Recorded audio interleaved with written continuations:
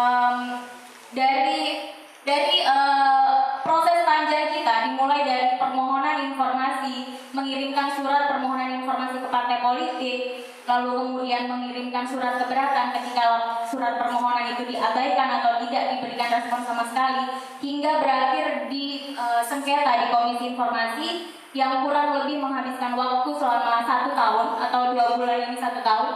Kita menemukan ada setidaknya 7 problem pendanaan partai politik di daerah. Yang pertama, ternyata mayoritas partai belum memahami urgensi keterbukaan pendanaan partai politik berdasarkan Undang-Undang KIP dan partai politik. Ini bisa kita lihat dari partai politik banyak yang merespon uji akses yang kita lakukan dengan kenapa teman-teman tidak melakukan komunikasi yang menghubungi orang-orang dekat partai. Kenapa harus melakukan sistem keterbukaan informasi, mengirimkan surat sengketa di Komisi Informasi, padahal mereka sebenarnya bisa mendapatkan permohonan informasi, bisa mendapatkan pendanaan partai politik melalui orang-orang yang mereka kenal di dalam partai. Nah, ini kan menunjukkan bahwa partai politik masih belum memahami fungsi dari Undang-Undang Keterbukaan Informasi Publik dan Undang-Undang Partai Politik itu sendiri. Mereka masih mengedepankan cara-cara konservatif, padahal Undang-Undang kita telah memfasilitasi bagaimana mereka seharusnya menyediakan informasi itu dan masyarakat atau publik dapat mengakses informasi itu dan kapan saja mereka butuhkan. Dan yang kedua, mayoritas partai politik di daerah ternyata tidak memiliki pejabat pengelola informasi dan data. Padahal sebagai badan publik, seharusnya mereka sudah memiliki PPID sehingga kebutuhan atau akses informasi yang seharusnya didapatkan oleh masyarakat itu sudah terfasilitasi melalui PPID ini. Jadi di partai politik belum terlembaga dengan baik sehingga surat-surat yang kita serahkan itu kerap muter aja di dalam partai tanpa jelas siapa yang seharusnya menerima dan menindaklanjuti itu. Yang ketiga, ternyata respon partai masih buruk terhadap surat permohonan informasi laporan pendanaan. Dari uji akses di 5 provinsi ini hanya ada 1 partai yang memberi respon ketika kita memberikan surat permohonan informasi 1 kali. Sementara yang lainnya, partai-partai yang lainnya kita meminta pada 9 partai di setiap daerah, tidak ada satupun partai yang kemudian merespon surat kita atau sekedar membalas apakah mereka mempunyai laporan atau tidak, atau kapan mereka akan memberikan laporan atau tidak. Jadi tidak ada respon sama sekali dari partai politik yang lain. Jadi semua kemudian masuk ke tahap surat keberatan karena dalam Undang-Undang Keterbukaan Informasi Publik ketika surat permohonan tidak ada tanggapan dari partai, 10 hari kerja kemudian kita berhak mengirimkan surat keberatan kepada atasan PPID atau dalam hal ini kepada ketua DPD partai politik. Dan itu pun ternyata ketika kita sudah memberikan surat keberatan tidak ada respon dari partai politik. Jadi upaya-upaya untuk mendorong ini kan sebenarnya upaya-upaya kita untuk mendorong partai politik menjadi lembaga yang lebih bersih dan lebih transparan. Ternyata upaya-upaya itu belum dipandang sebagai suatu yang penting atau penting dihiraukan, ditindaklanjuti oleh partai politik. Maka dari itu setelah kita mengirimkan surat keberatan dan tidak ada respon, kita mengajukan sengketa ke Komisi Informasi. Tidak ada satupun partai yang berhenti atau data-data laporan pendanaan dan yang lainnya kita dapatkan dalam tahap surat permohonan informasi dan surat keberatan. Jadi semua partai akhirnya didaftarkan atau masuk dalam proses sengketa di Komisi Informasi Daerah. Selanjutnya yang keempat, ternyata dari hasil uji akses kita ini kita mengetahui bahwa mayoritas partai tidak mempunyai mekanisme penyusunan laporan dan pertanggungjawaban pendanaan. Jadi mereka uniknya mereka hanya mempunyai laporan pendanaan yang berasal dari APBD. Bahkan ada yang tidak mempunyai laporan pendanaan sama sekali. Mereka itu pun kenapa mereka mempunyai laporan pendanaan dari APBD? Karena untuk mendapatkan dana bantuan dari APBD, mereka diwajibkan untuk menyerahkan laporan itu. Mungkin asumsi kita kalau sebenarnya persyaratan politik mungkin tidak juga mempunyai laporan pendanaan dari APBD. Jadi ini penting untuk kita lihat, mereka hanya mau bertanggung jawab atas apa yang dia dapatkan dari anggaran negara, anggaran daerah. Selebihnya mereka tidak merasa harus bertanggung jawab. Seperti misalnya mereka mendapatkan modal pendanaan dari pihak ketiga atau dari iuran anggota, mereka tidak merasa wajib untuk mempublikasikan atau mencatat penerimaan dan pengeluaran itu dan dipublikasikan kepada publik. Yang kelima, tata kelola pendanaan partai masih buruk. Ini kita lihat dari dalam laporan partai politik banyak mengeluarkan modalnya atau dananya untuk hal-hal yang masih berkaitan dengan operasional kantor atau kegiatan-kegiatan internal partai. Tidak ada atau minim sekali partai politik yang menggunakan dananya untuk pendidikan politik dan upaya-upaya peningkatan kapasitas kadernya. Jadi semuanya habis di bayar sewa kantor atau kegiatan-kegiatan internal lain yang kurang mempunyai korelasi dengan pendidikan politik. Yang keenam, mayoritas partai tidak patuh terhadap putusan Komisi Informasi. Jadi walaupun sampai saat ini bulan Juni tanggal 10 masih ada partai di Kalimantan Timur yang sengketanya selesai di Komisi Informasi atau belum ada putusan, tapi rata-rata sudah ada putusan dan hanya sedikit partai yang patuh terhadap putusan Komisi Informasi. Mereka banyak yang mengabaikan putusan Komisi Informasi dan tidak memberikan laporan yang kita minta sebagaimana mestinya.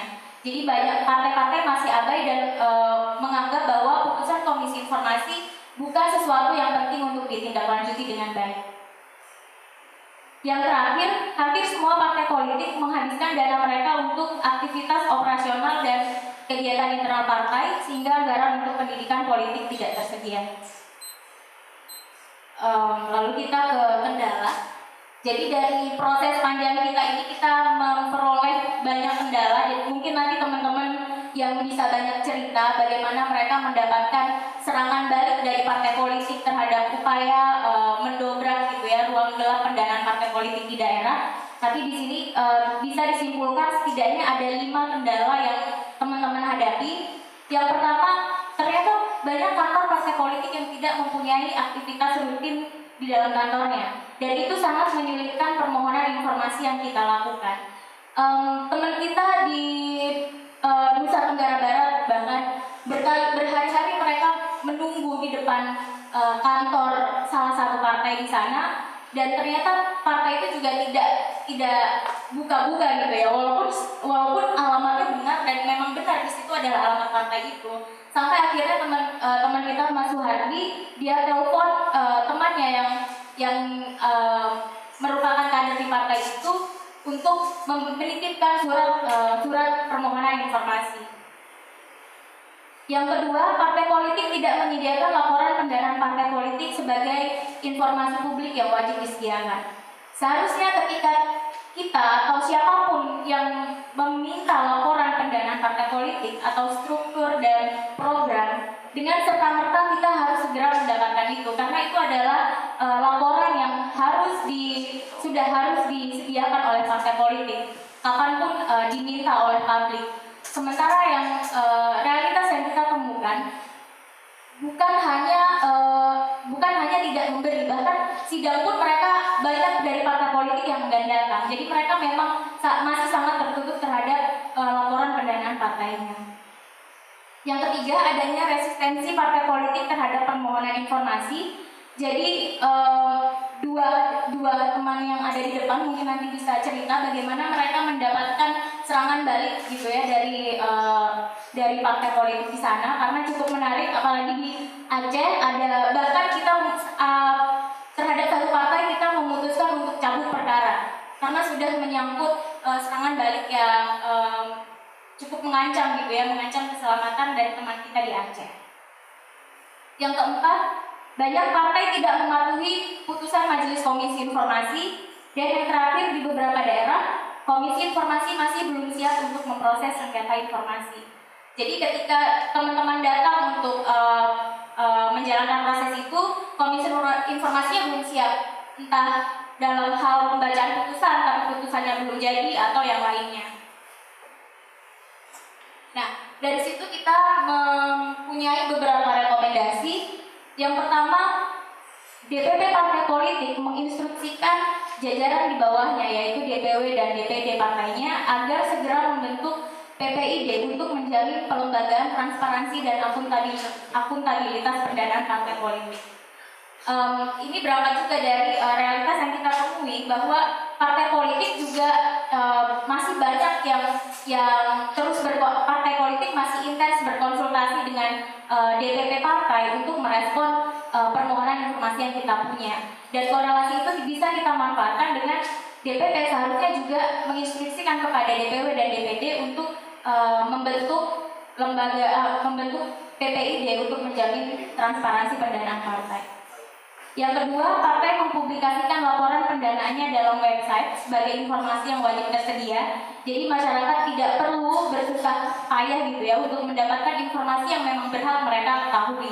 Terlebih lagi, untuk mendapatkan informasi itu harus melewati proses yang panjang dan sangat lama.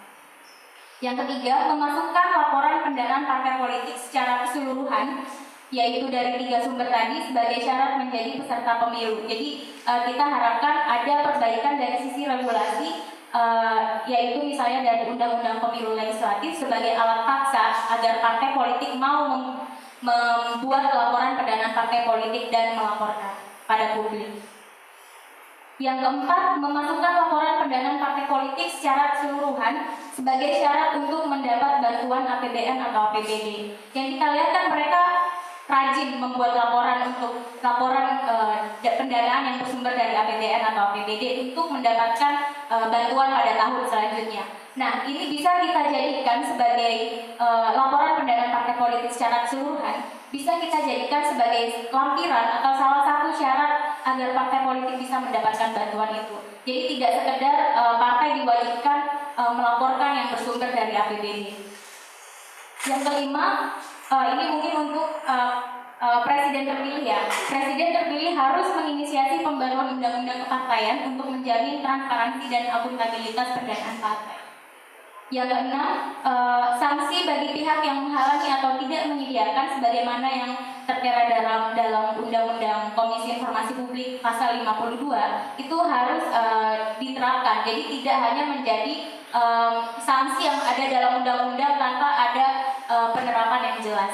Dan yang terakhir, Komisi Informasi membuat mekanisme permohonan informasi yang lebih efektif dan efisien, karena di salah satu daerah yang kita minta informasi, di Jawa Timur misalnya, kita harus menunggu sangat lama untuk proses sengketa informasi itu segera ditindaklanjuti. Kita mengirimkan surat pengajuan sengketa itu pada bulan November, dan itu baru ditindaklanjuti 2 bulan setelah itu, dan itu kita anggap sebagai waktu yang sangat lama dan sangat tidak efektif dan efisien untuk kita mendorong keterbukaan informasi publik.